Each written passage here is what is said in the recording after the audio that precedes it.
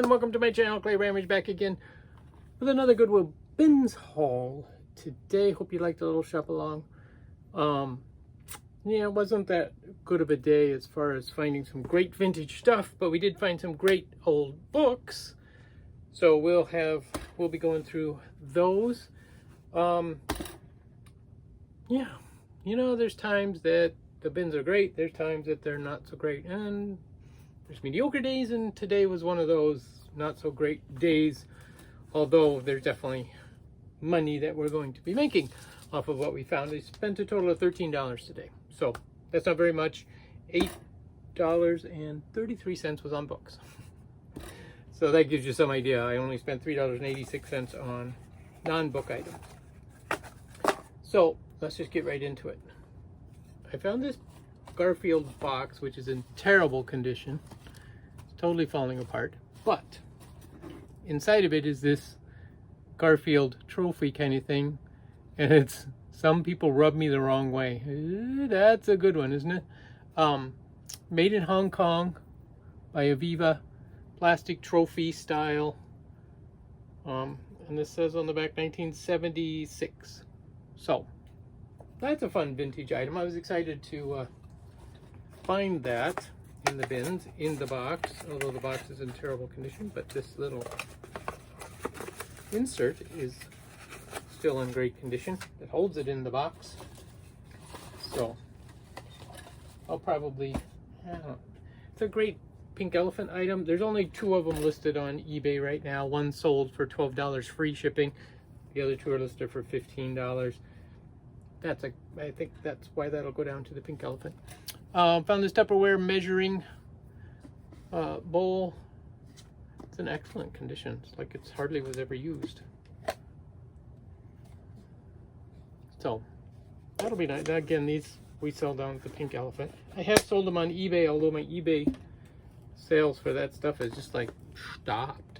I don't know what happened there, but nobody's buying them on eBay. Probably due to the shipping more than anything. Also found this little vintage brass camel plaque, something you'd hang on the wall, or I actually think it was glued onto something else because there's like residue on the bottom of it. So I don't know if it was part of a Christmas vignette or what, but I just thought it was kind of fun, and brass is kind of back, so 50 cents. Also found this little Christmas ornament, the little flying bird, but he is also a clip-on piece. So he's kind of cute. And then if you ever see these Hallmark musical figures, there's some that started in the early, like 2010, 2011, with the Peanuts series or the Snowman. They're Wi-Fi connected, so if you get the whole collection or series of them, they play off of each other and will play a whole tune. There's the Instruments ones, those are the earlier ones. Again, they're not that old, they're not even vintage, but they're quite valuable. And I find these frequently at, not frequently, but occasionally, at garage sales and at the bins. Found this one at the bins today, still has its original tag. I haven't put batteries in to see if she works. But considering this is a 2015, I think she probably works, and it'll light up and play a tune. And there's a series of 5 of these with the Peanuts characters. But if you find all 5, they're sold for $150 for all 5. Individually, they sell for $25 to $30. So, like this I found at the bins, I paid less. I think I paid 75 cents for him if I weighed it out. So, that's a great thing. And they sell well. As far as they sell quickly, they don't sit around on the shelf for a long time. So that's what's kind of a good deal with them, because people are looking for them. And so they sell individually, but as sets as well. All right, let's just get into these books because that's what I have left. We have Gus and the Baby Ghost. I like to sell these at the antique store, the Pink Elephant, located downtown Hopkins, Minnesota. So if ever you're in town, stop on by.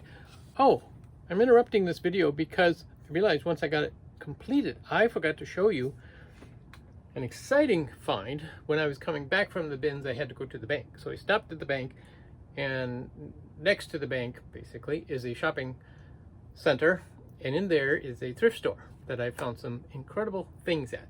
Many times I leave empty-handed, but I go in there periodically because there's some great stuff occasionally that I find. One of the things I found on this day was this set of Pyrex gold leaf bowls with the stand. The bowls are in excellent condition, hardly any wear. The finish is great. There's just 1 or 2 scratches to them. There's no chips in the lids. The lids are in excellent condition. So the only issue is the frame, metal frame, has some deterioration of the gold finish. Now, it could easily be sanded down and repainted if you wanted. The 2 plastic handles are in great shape. I did pay up for this, but it was senior discount day, so I got 25% off. They were asking $15, so I paid like $12.50. And when I looked them up, these sell from $75 to $120 for this little set. So that was an incredible find. Paid for my gas, go everywhere. So I'm still debating whether I want to throw that on eBay or put it down to Pink Elephant. Honestly, my Pyrex at the Pink Elephant has not been selling very much. So I have sold Pyrex on eBay better than at the Pink Elephant. I always don't like shipping. So anyway, back to the rest of the haul video. I put these out at Halloween. This one's 1972, just as part of the Halloween stuff, and I sold every one that I've gotten, so that's good. This book I picked up for myself is called The Theology of St. Paul. This is volume 2. This is from 1956. So it'll go on my little reference library. So that goes home with me. Kenilworth. Now, what I do with these antique books is I pick them up and I put them down. I list them on eBay and I put them down at the Pink Elephant. I sell both ways, depending upon the title and how many, like, some books there's a lot there's a lot listed on eBay, and then I will typically price them and put them down at the Pink Elephant. But if there's not very many and they're a more classic title like this one, Kenilworth by Walter Scott, I will list them on eBay if the book is in really good condition, which this one is in really good condition considering the age. Because this one I believe is like 1902, but I always love it when they have the beautiful colored spine. Bert's Home Library. So I'm not quite sure what I'll do with this. This is not a highly valuable book, probably about $10 is what he's worth. What am I going to do? I'll put him there. This one, I love the cover on this one. Look at this. It's Queen Victoria, Her Grand Life and Glorious Reign, plus included a brief history of England. This is a beautiful book all about Queen Victoria, which is a great, this is 1901 date, but these kind of books are also great for gleaning information, historical information, because obviously a lot of antiques are based on different styles and events going on at different times. So that's why, you know, historical books like that can be very helpful in the antique business to help give you a better idea of what was going on. All right, so this one I picked up, Spanish and Portuguese Gardens by Rose Standish Nichols.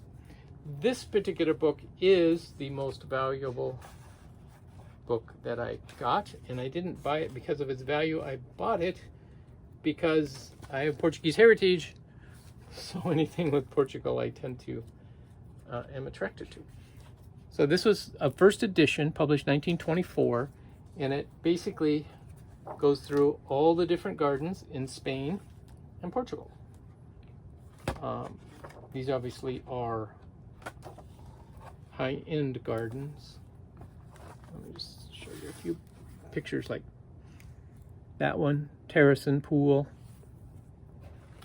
They're black and white photos, so it's not like they're the most exciting photos, but back in the 20s, to do colored photos was very expensive.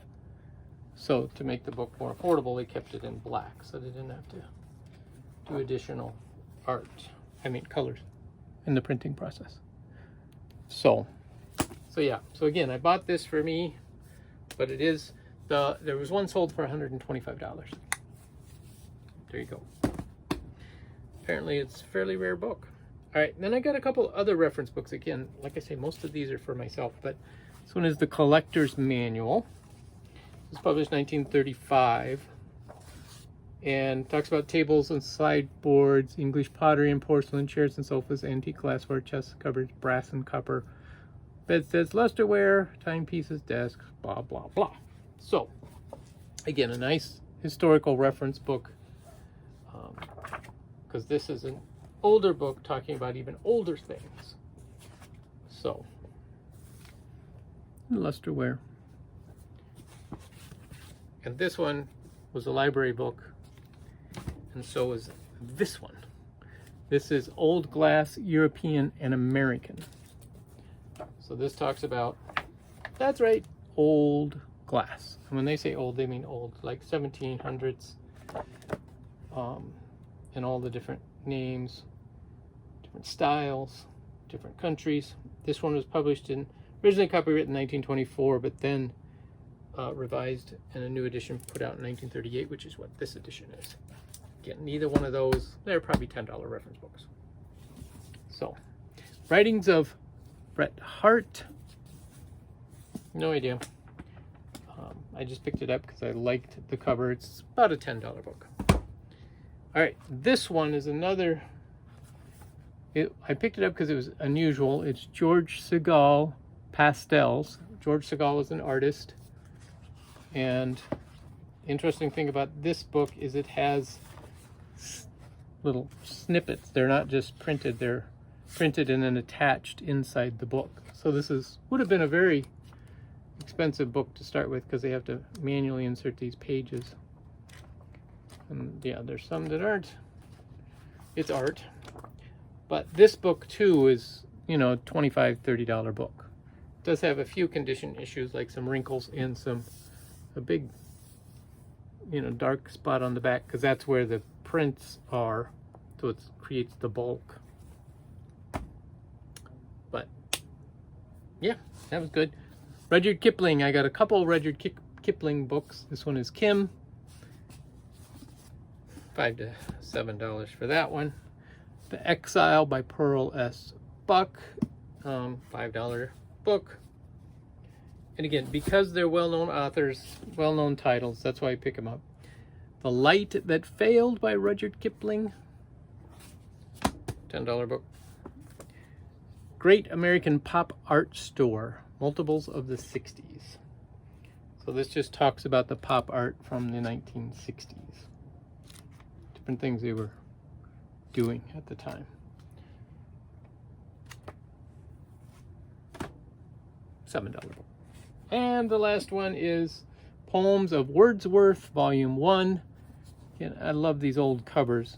It would have been so vibrant sitting on your shelf originally without the faded colors. This one doesn't have a date, but I believe it's like 1901, 1902. It's probably when that's from. Early 1900s. So that's what we have. It's a small haul. Not much invested, but some money to be made. And some great reference material. Thank you guys. We'll catch you next time.